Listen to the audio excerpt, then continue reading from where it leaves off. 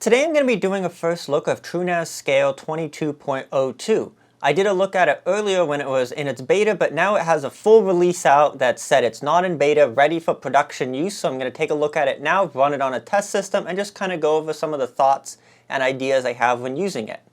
But let's first take a look at their website and see what it's offering. So TrueNas Scale is here.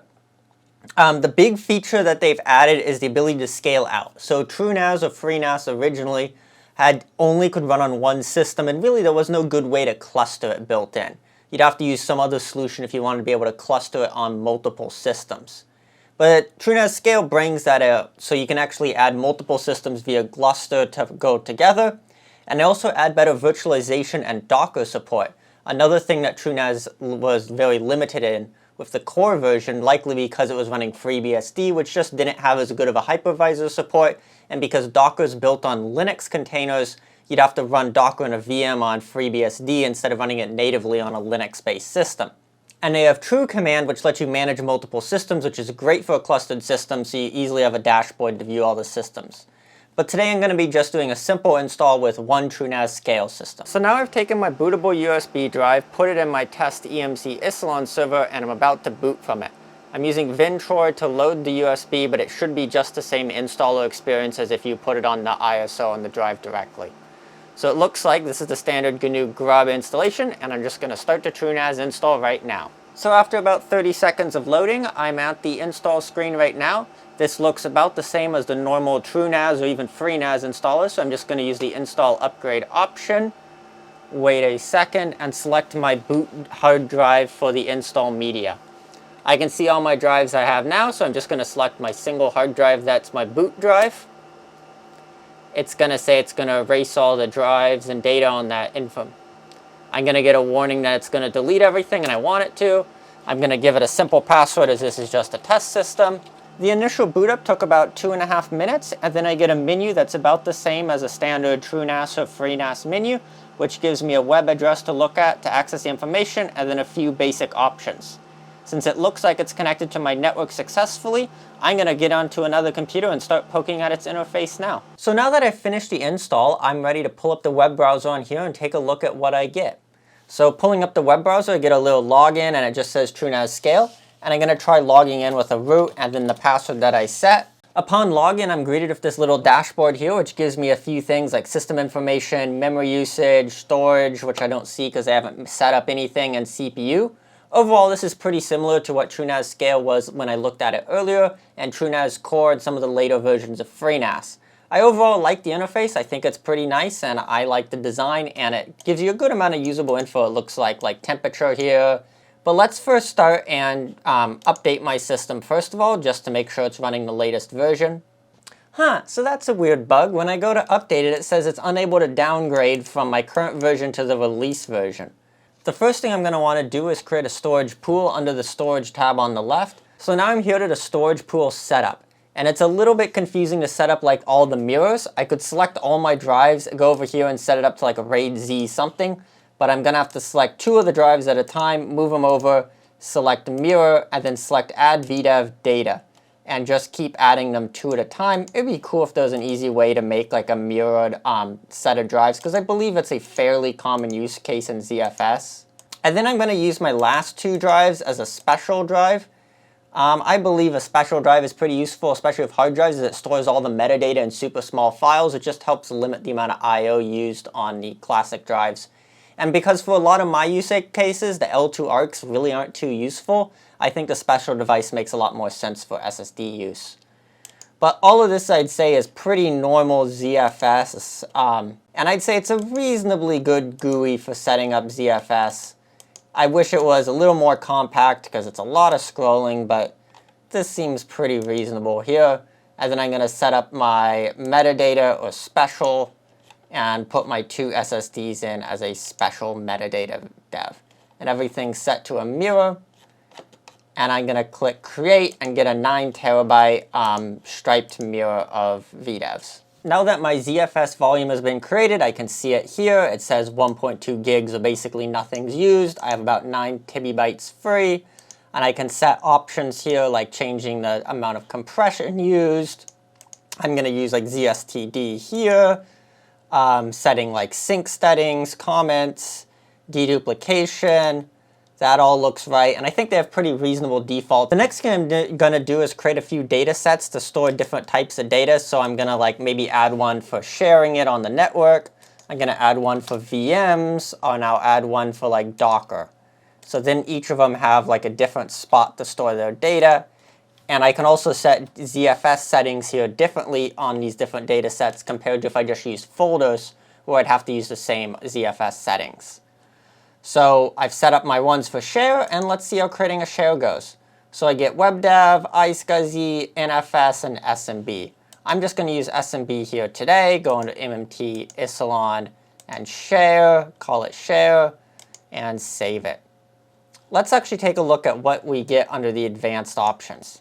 And then one cool thing I see is it has the default share parameters, and you can change it. So you can do no presets, and if you go under advanced options, it gives you all of the checkboxes. Or you can check things like default shares, multi-user time machine for Mac OS, multi-protocol, so you can use NFS and SMB, private data sets and shares. So this has like, I'm assuming enables the home mode. So then you have home sharing, so it's different for everyone. And then you get SMB worm, which is actually kind of cool how it has an option to automatically set it to read-only, which would significantly help ransomware. It'd be much harder to run. So I think that's neat, but I'm just going to use the default share options. One thing I wish they'd do is if you tried to click these, have a little pop-up that says like change this option if you want to be able to edit it, because it was first grayed out for me and it was a bit interesting. But I think that makes quite a bit of sense once I take a look at that. And then the next thing to take a look at is permissions. So for my test share, I'm just going to want everyone to access it and just set up guest sharing. But you might want to do some more. So under options, I can click view details, and then a little drop-down menu, and then I can say edit share access control lists. Because this is using Samba under the hood, so Samba has its permissions, and then the file systems has its permissions, and both of them have to allow access for you to be able to access the share.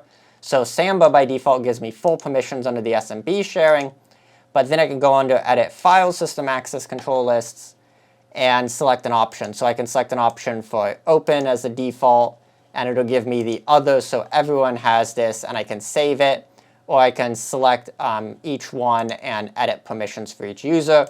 I think overall this is a pretty good way, because I know Linux permissions can be overall a little bit complicated in general, just because there's a lot of different options and things like 755 and what all that means. So I think making it simple like this makes a lot of sense, and overall pretty happy with how that's set up.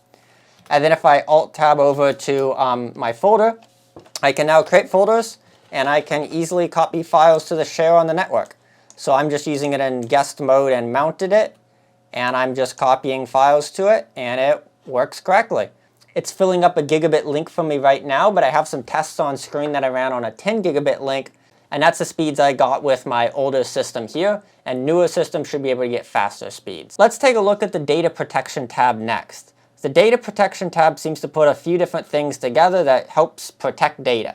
So you get a scrub that runs on Sunday at 12 a.m., which seems to be a reasonable time to run it already.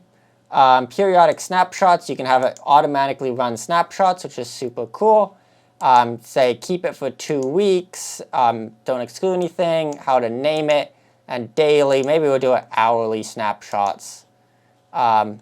And we'll do the Isilon data set recursive. So that's kind of nice. So then if something happens to your data set, you can easily roll back, which is super nice. So the replication task looks like it has the option to just copy files between two directories on a local system, or between an SSH directory on another system to this system, or from this system to an SSH directory.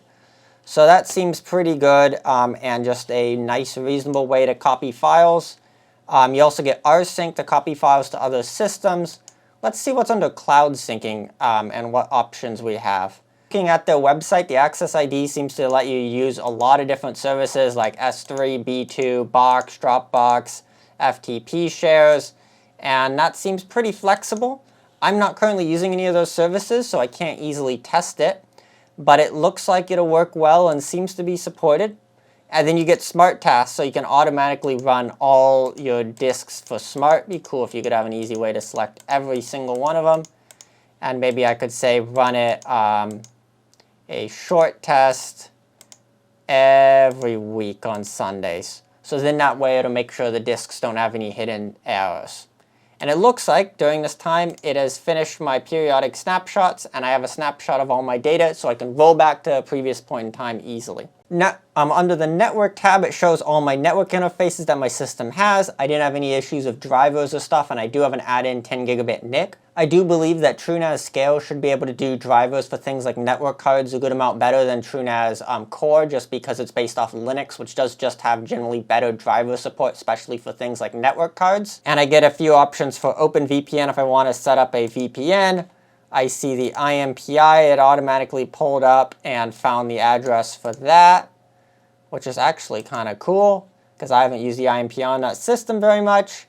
And it by default just sets it to DHCP, and you can pretty easily change it to a static IP on here and change DNS servers. So now I can take a look at users. So I can see all the users of the system, which currently is just a root user by default, but I can set up a new user, let's say using my name, set up a simple password for them, and then I can set up permissions for that user. So I can give home directory permissions, and I can easily create my little user here. Gets a few options like being able to say if it uses Samba, which is kind of cool that they automatically integrate Samba, because that can kind of be an annoyance in some other systems.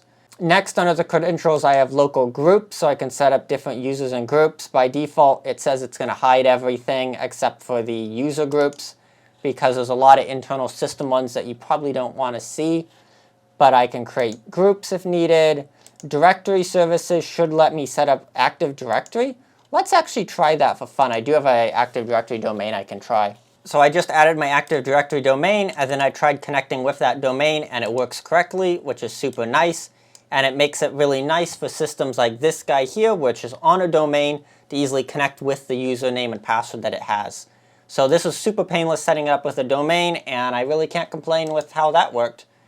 Under backup credentials, this lets me add the cloud credentials earlier that I was looking at. So like S3, B2, Box, Google Photos, Yandex, and a few others. So that's where you can set those up. SSH connections and key pairs that I think you can use in the other services to do that, like SSH sync automatically. And it looks like it gives you the option for easy two-factor authentication using TOTP, which is really nice because you should be using that on basically all your systems because it's a huge improvement for security. Now let's take a look at virtualization. So one of the big improvements with TrueNas Scale is much better virtualization features. So I can click Add Virtual Machines here, and I guess I get options of a guest operating system. I can call as a name for it. Let's call it like Ubuntu test. System clock, boot method, UEFI, shutdown timeout, display is VNC, bind is the network IP address. We're going to let it use any. Okay, and then we get to select the virtual CPUs, cores, and threads. Let's give it maybe like 4 cores and 1 thread per core. We're going to do host pass-through, and maybe we can do, let's say, 4 gigs of RAM. And then it gives me the disk type, so maybe I'll use a VirtIO drive, use it on the VMs drive. We're going to create a new one, and maybe we're going to have it be 50 gigs. Here, we're going to use a VirtIO network card for the best performance, attach the network card that this system's already using, install media. Let's choose the option to upload a ISO file. So I can just choose a file in my system and upload it, which is super handy. So my ISO image of Ubuntu I finished uploading on this system. So let's take a look at the next options on here. I get the GPU option where I can either select to pass through a device, or I can just use a virtual device. It does support pass-through. I have not tested it, but I'm assuming it works well as it's just using the same pass-through that KVM is using on other systems. And then I can confirm my options. It shows me everything. And that looks pretty good. All of these options are super familiar to me as they're just using the standard KVM commute options that I've been using for a while in Linux, Proxmox, and other OSs. But I can just click Start this little VM. We're going to give it a second to actually get it all running. And then if I click down, I should be able to view the display on this system. It says it wants to make a pop-up. We're going to allow it to make pop-ups. It opens no VNC in a new window. And I'm starting to boot Ubuntu right now. So that's pretty painless for me. Pretty easy VM setup. It gives me all the options I need and nothing really else. Let's see if it has any more advanced options that I can edit here. If I click edit, I get pretty much the same option and general VM options. And I don't seem to get any other like advanced settings hidden anywhere. Devices is where I can add more storage devices or disks or network cards or all of those devices and edit the existing ones. So a pretty easy KVM option setups. I wish I'd give you a few more options like how Proxmox does, but you still get options like being able to clone it easily so I can make a new system. And using the VM, the connection feels about the same as any other system with a virtual graphics card. No, not great performance, but it's definitely usable for using a GUI and feels just as responsive as I expect no VNC to be. Virtualization-wise, I think it's a large improvement over what they had originally in TrueNAS Core with FreeBSD under the hood. While FreeBSD is decent for running VMs, for things like GPU pass-through and stuff, it supports it a lot better. And it's nice to have this good foundation so that when you start running clusters of VMs, it works well. And I'd say overall, it's a pretty good VM user interface. I'd like to maybe see like some graphs here to show usage and stuff, but nothing's too weird and nothing I can really complain about. Proxmox and other options like VMware definitely still offer a lot more options for VMs, but I think they could easily add this as it's all supported by KVM under the hood. So I'd like to see those options presented to me, but I think it's a great VM solution for what it is right now. And looking at the app settings, I can see a few different available applications like Plex and just select download. And it'll give me the option to set up Plex on here. Oh, and that's cool. It gives me some options to set up like the Plex token and the configuration. Okay, cool. Lets me set the port, where to store it. This is actually kind of cool. It gives me a lot of Plex options of how to upgrade. Okay, and I can have multiple of them. No GPUs, no DNS options. And it looks like I think this is using Docker under the hood. And then I get the option to add catalogs, so I can add more containers and apps that I want to be able to easily use and see my advanced, my installed ones. And I can see all my Docker images. So it looks like it's using Docker under the hood for a lot of this. And I can pretty easily add my own Docker images if I want to run more Docker stuff. And then taking a look at the reporting tab, I can see a lot of usage and a nice pretty graph. I like the graph UI overall looking at it. I can see things like how much system usage, and I can see when I fired up my VM, it went up quite a bit. CPU temperature, it'd be nice if it showed me temperature for both of my CPUs and maybe some other devices. System load. And then I think there's the option, yeah, at the top I can select like disk I/O and see how much disk's being used. It just shows me temperature. Oh, and I can select at the top of like all my disks. So I can see temperature for all my drives. And I can see how my temperature is changing. And then I can select disk I/O and see like how much utilization of the disk I/O it is. Overall, I think this is a pretty good way that they show the utilization. I've always been kind of happy with how FreeNAS and TrueNAS has shown it. And I like the ARC. It shows you the hit ratio of the ARC, the amount of requests from it. Yeah, I like this UI, and it's pretty responsive, and I'd say it looks pretty good in my opinion too. And then let's take a look at system settings. So I get the update settings, which I saw earlier and seems to have an issue with how it's working right now. If I click Apply Pending Updates, Save Configuration. Oh, and it prompts me to save the configuration of the system before updating, so in case something goes wrong, I have the database option. Then I'm going to click Confirm. And I get the same error in trying to update. So I'm guessing there's just something weird with this initial release and its version right now, and it'll probably be fixed in the future. But looking under System Settings, under General, I get things like the ports it's using, NTP servers, licensing, which it doesn't have any right now. Under Advanced, let's see what's hiding under here. Console setups, syslog, kernel options, scripts, GPU isolation, which I don't have any GPUs to set up right now, syscontrol, cron jobs, replications, and then I get boot options. Is this kernel boot options? Oh, it looks like different kernels. Oh, and I'm guessing it's using ZFS so it can keep options for different kernels that you can pick from. And then services is just all the system services and being able to turn them on and off. So like Smart, iSCSI, WebDAV, UPS. It is nice they prompt you to turn on the needed system services. So if you enable SMB, it just turns it on for you. But other than that, and I can click on shell to get access to a shell. Now that I have a shell, I'm going to just poke at it a little bit under the hood and see what we have here. So I'm going to just run uname-a. It looks like we're running 5.10. We're going to do cat/etc/issue. And that looks like, hey, it's running Debian under the hood. So it looks like this is based off Debian Linux. Let's see if we can do like sudo apt update. It looks like it's having issues resolving that. And I'm guessing it's using